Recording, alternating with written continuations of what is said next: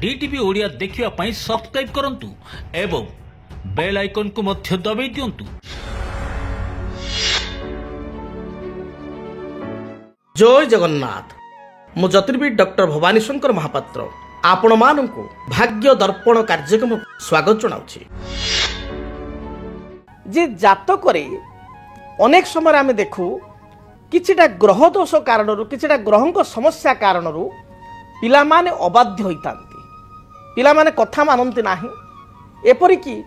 पिला बा पुओ बा झियो बहुत बड़ होई जिबा परे मध्य तांकर ज्ञान आसीबा परे मध्य बा पिला माने कर्म करि सारिया परे मध्य चाकरी बाकरी करि सारिया परे बा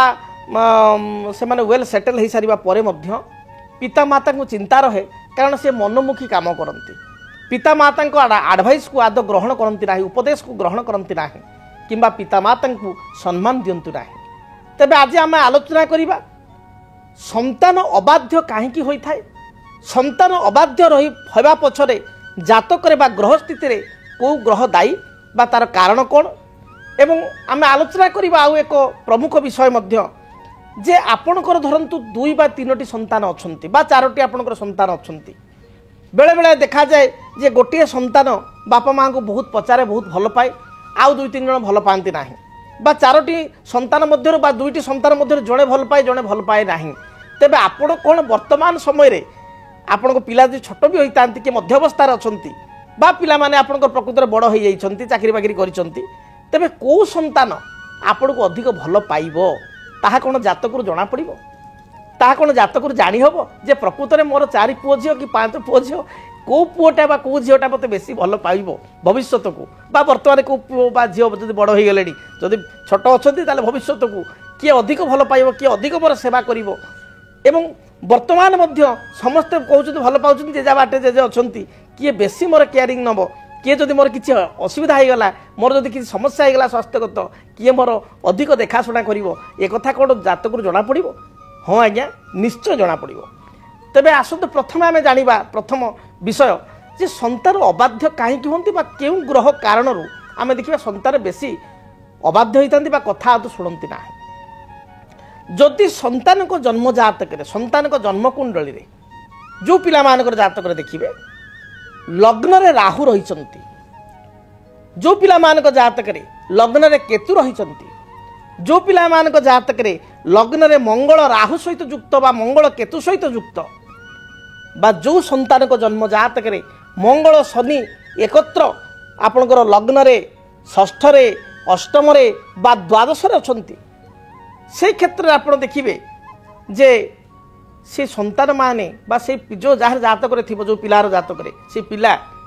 आपण को कथा अशुणा करिवो, आपण कथा सुनिबो नाही,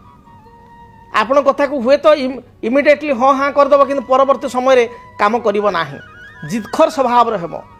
बहुत पैसा खर्च करिवो, अपव्यय करिवो, सांग साथी द्वारा प्रभावित हेबो,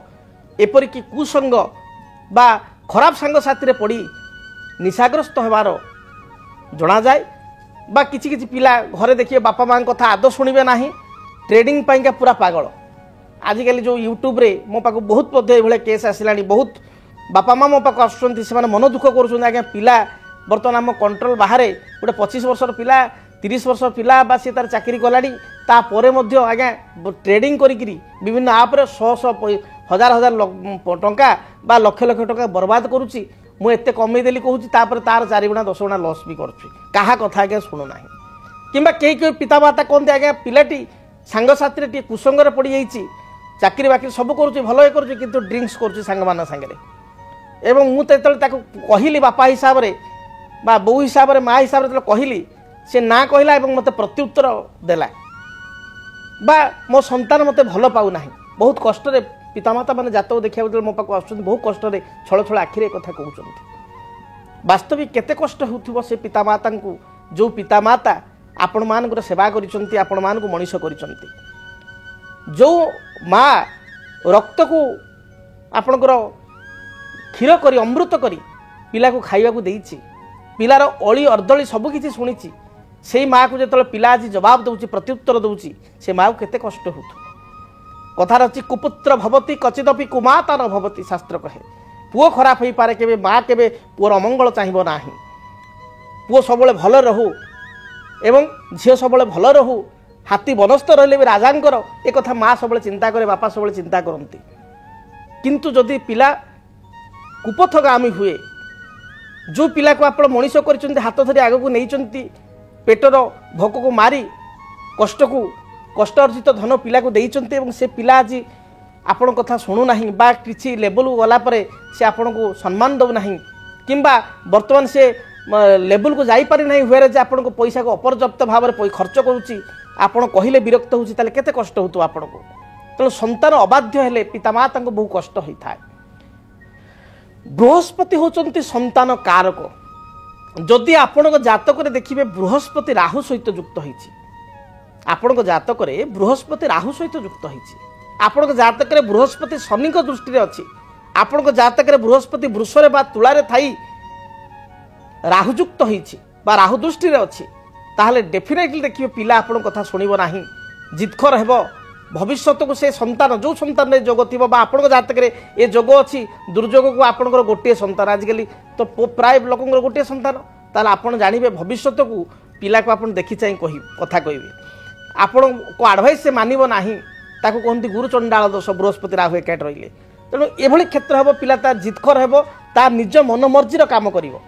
जदि ता मनमर्जीर काम करुचे आपण बाबा कहते ताले आपण भल बापा माँ जदि आपण ताकू अटकेले बा भल बाट गाइडेंस देले भल कथा कहले ताले आपण शत्रु एभली स्थिति जात हेब तेबे अनेक समय व्यक्ति विशेष चिंता करती जे मोर धरतु 3 बा 4 पुओ झियो बा 5 पुओ झियो को पुओ बा को झियो मते अधिक भल पाइबो जो संतान मान मध्य कौ संतानटी मत भविष्य को देखाशुना कर ये प्रश्न कौन जातक मिल यार उत्तर कौन मिल निश्चय मिल आपणकर लग्नर पंचम भाव आप जातक निजे देखु लग्नर पंचम भाव हूँ संतान भाव फिफ्थ हाउस हूँ संतान हाउस सेमती जातकर 11th हाउस संतान हाउस आप कहे समस्त शास्त्र में प्राय कहुई पंचम भाव संतान भाव आप एकादश भाव कहले एकादश भाव नाड़ी एस्ट्रोलोजी अनुसार बा दाक्षिणात्य साउथ एस्ट्रोलोजी अनुसार एकादश भाव होची प्रथम गर्भ फास्ट इश्यू प्रथम संतान बा संतति ज्येष्ठ संतान भाव होची एकादश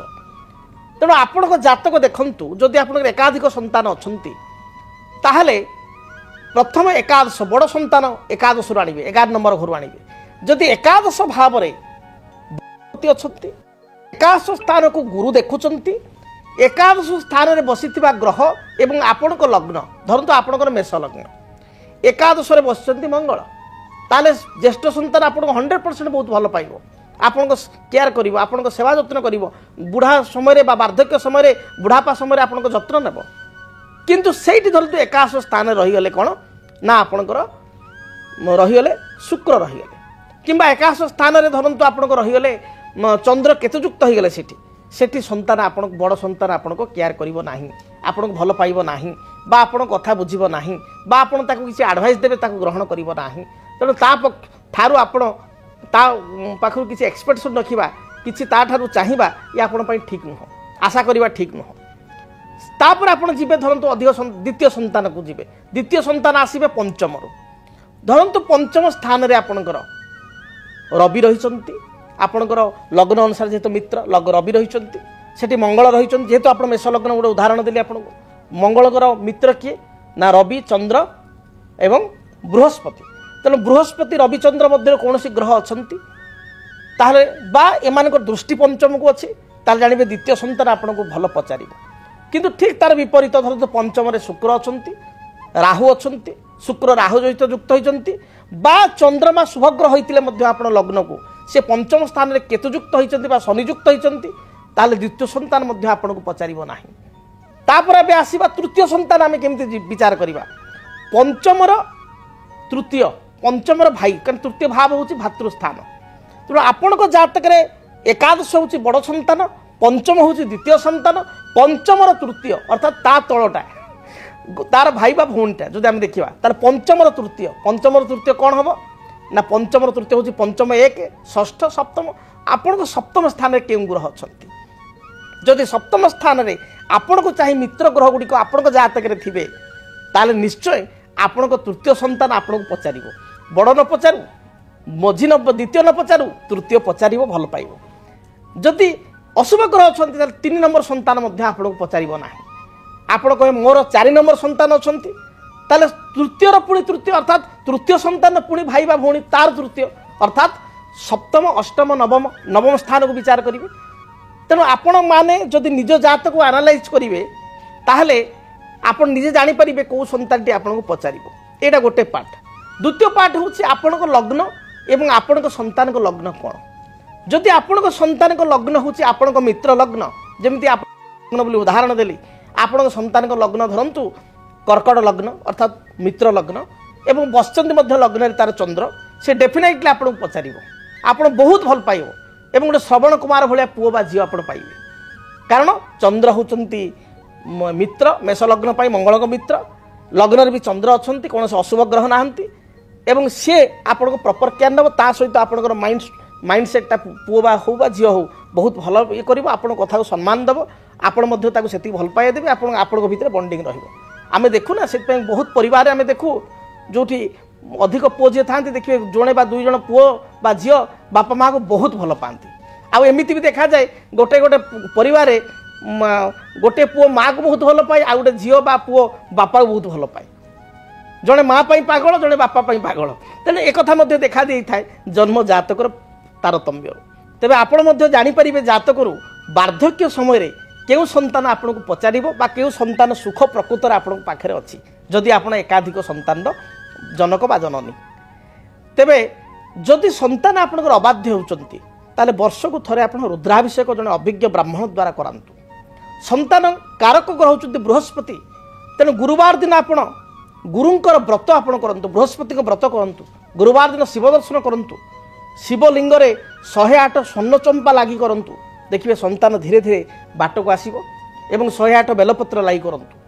बृहस्पति वृक्ष ब्रह्मज्येष्ठी वृक्ष पूजा करंतु एवं संतान सुबाट को आसु बोली आपण ब्रह्मज्येष्ठी वृक्ष को प्रार्थना करंतु देखिए निश्चय संतान भल बाट को आसीबो एवं आपण जातक